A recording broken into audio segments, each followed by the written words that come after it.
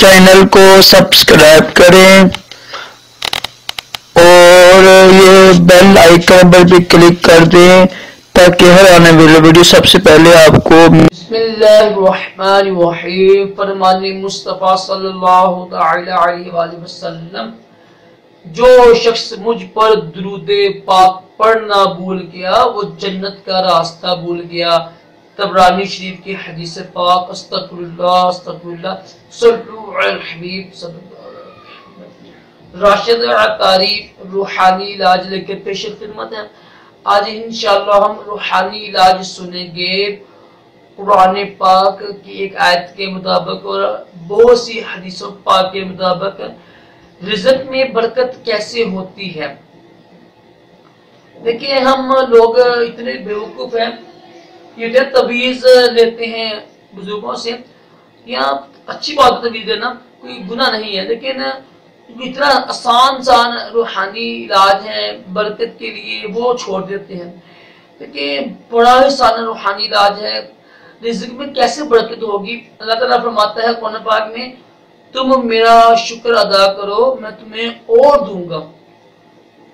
تو حدیث پاک میں بھی ہے کہ رب انسان کو دیتا ہے، جہاں سے انسان کو گمان ہوتا ہے نا، یہ میرا گمان بھی نہیں ہے، کرنا صرف یہ کہ شکر کرے، تو ہوتا ہے توکل، اللہ کے اوپر توکل پکا ہو اور شکر ادا کرے، تو کتنا آسان یہ روحانی علاج ہے۔ تو علامہ پیر ثاقب رضائی مصطفی آپ کا شیخ اللہ کے ولی ہیں، آپ فرماتے ہیں کہ ایک بار ہم کہیں دور گئے ہوئے تھے تو پیٹرول ختم ہو گیا، پیسے ہمارے پاس نہیں تھے اتفاق سے، تو بڑے پریشان تھے، سوچے کہ فلاں پر نا جگہ پہ جاتے ہیں، وہاں دوست رہتے ہیں، ان سے پیسے لیتے ہیں۔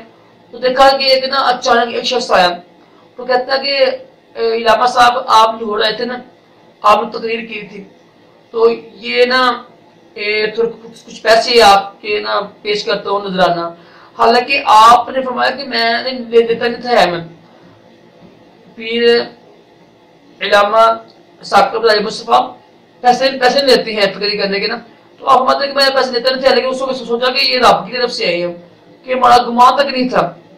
یہ ہوتا ہے توکل کرنا اللہ کے اوپر، اللہ کا شکر ادا کرنا۔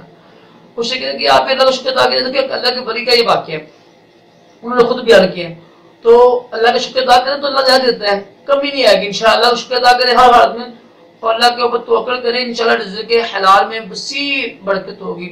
اللہ تعالیٰ ہم سب کو بھی رزق حلال عطا کرے، شکر اور توکل کی توفیق عطا فرمائے، دونوں جہانوں کی بلائیں بھی عطا کرے، دوشی کی کثرت بھی کرنے کی توفیق عطا فرمائے اور تمام جسمانی روحانی بیماریوں سے بھی محفوظ رکھے۔ آمین آمین۔ اللہ حافظ۔